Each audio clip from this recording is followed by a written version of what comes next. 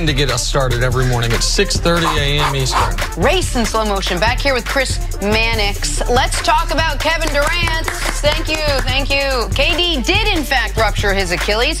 He underwent surgery in New York on Wednesday.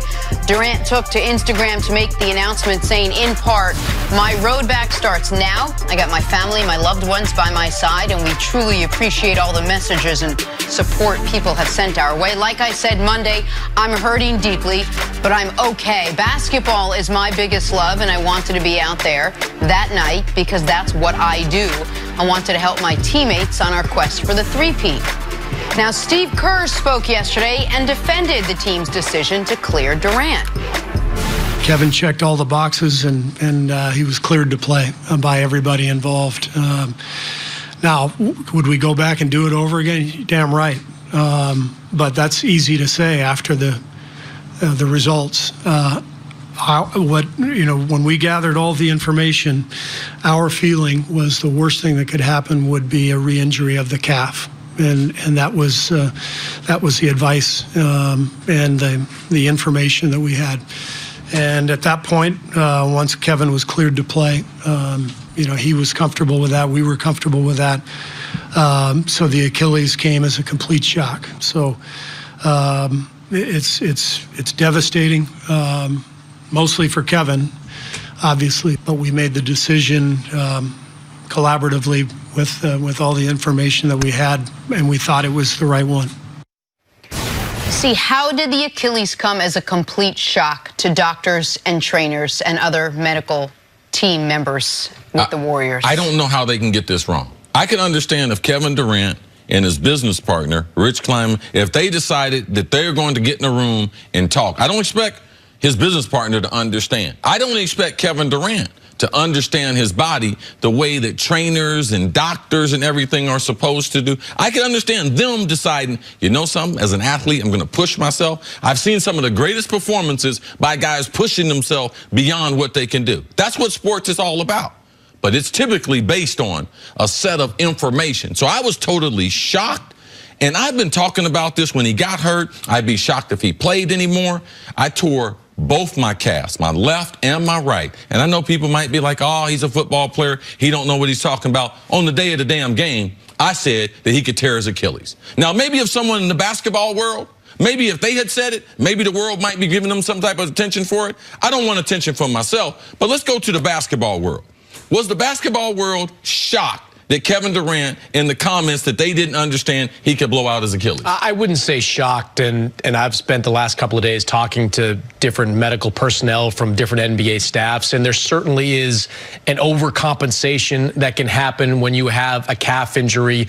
The issue that comes up the most is the fact that there was no practice time for this. And any player that's coming off a significant injury, there's a difference between medically cleared and ready to play. So if this was the regular season and Kevin Durant was medically cleared to play, he would go through days, if not weeks, of full practice time to ramp up to this moment. He was effectively just airdropped into the most intense and high pressure situation when his body had done nothing, virtually nothing, up until that point. He had a couple of light practices. He had maybe some 5-on-5 work. We don't really know what was going on at some of those practices, but nothing close to emulate game competition. That's what I hear the most as being the most problematic from different, different teams' medical personnel, that there wasn't the full amount of practice time that you need to get your body physically ready to play at an NBA game. And then what did Kerr say, despite all that, was going to be his workload for game number 5? Spurts, short spurts. Short spurts, but no minutes restriction. Right. So first of all, said no minutes restriction, then said short spurts. And there's no specific definition of a short spurt, but it's not 12 of the first 14 minutes. But the part of this that is the most vexing, and I don't want to sit here and say Steve Kerr's not telling the truth because I have such tremendous respect for him, but I almost hope he's not telling the truth.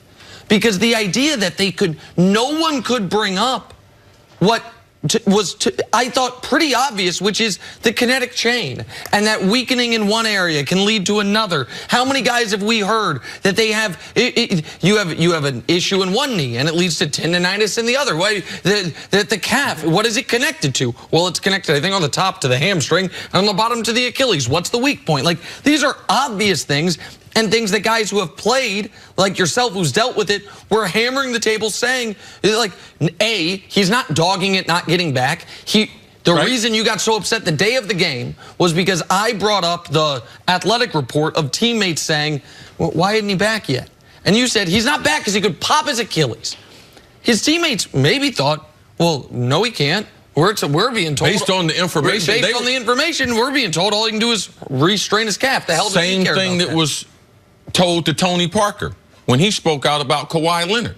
When he said, oh, my quad was 100 times worse. Really? And typically, NBA locker rooms, NFL locker rooms, the players don't force the players onto the field. They have it in their DNA. They want to be out there.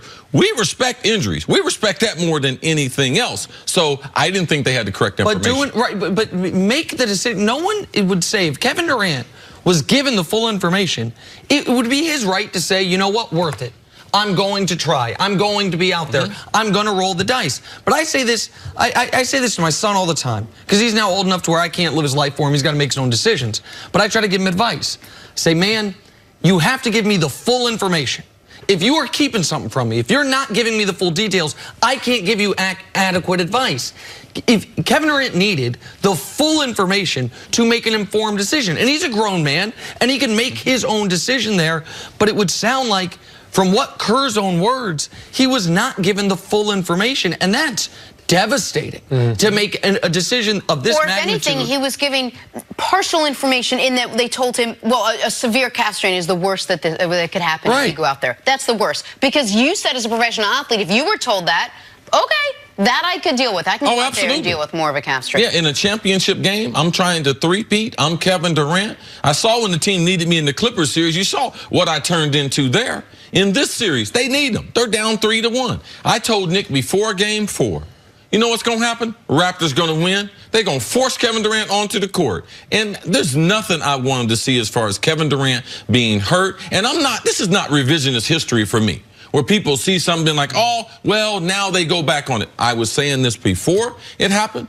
and I did not want to see it. So I feel bad for Kevin Durant that he did not have the opportunity to have all the information. The teammate stuff, though, is the most vexing, because this is 2 years in a row of it, where you had, in the San Antonio organization, players and coaches publicly, I don't want to use the word calling out, but at least suggesting. Cajoling. There you go. You should be a writer. They had nice work. No problem. Just cajoling the Kawhi Leonard to get back on the floor. And then you have these reports of teammates of Kevin Durant's saying he should be back on the floor. Teammates should know better. Yes. Professional athletes should know better. I mean, it's one thing for pundits to sit on high and say, Kevin Durant should get out there and play. I never had a major calf injury. I never played the game. I also never suggested that Kevin Durant should play, but other people were. It's one thing for the media to wonder, where's Kevin Durant? But shouldn't teammates know better? Shouldn't players who have so much invested in the game and so much invested in their bodies not know better? This is the problem, though. When you know dude is leaving, man, we trying to get him out there. We need to use him to get this three-peat. I got Clay coming back from a hamstring. I got Kevon Looney almost fractured his collarbone. He's on the court in a harness playing basketball. Those types. Iguodala's had a hamstring, has something in his Achilles. Like, he's had a number of things, and they've all returned. That pressure plus a lack of information led to what we saw. And the reason that the only way a teammate could, even if they believe he's leaving, a lot of these guys clearly really like Kevin Durant as a person. They're close, lifelong friends now.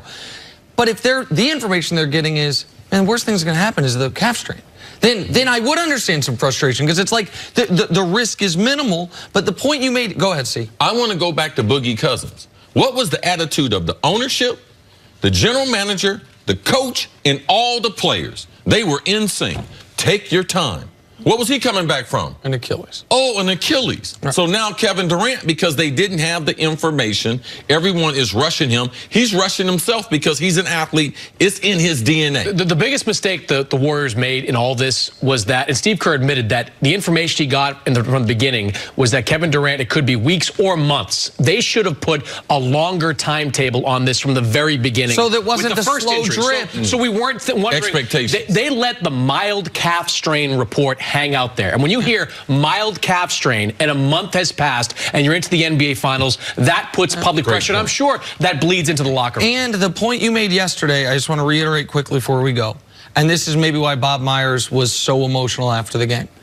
He was an agent once, and he has to ask himself, if instead of being Kevin Durant's boss, I was his agent, would I have told him in the exact same circumstance, hell no, you're not playing? Or would I have told him, hey man, worst you can do is strain the calf further. We need you. And I think that's a tough question for him to answer. And for Kevin Durant's current actual agent, Rich Kleiman, whose job is to be a shield for his client, take all the criticism. Should he have thrown himself more in front of this train and said, I'm not letting my, criticize me all you want. He's not playing, he's injured.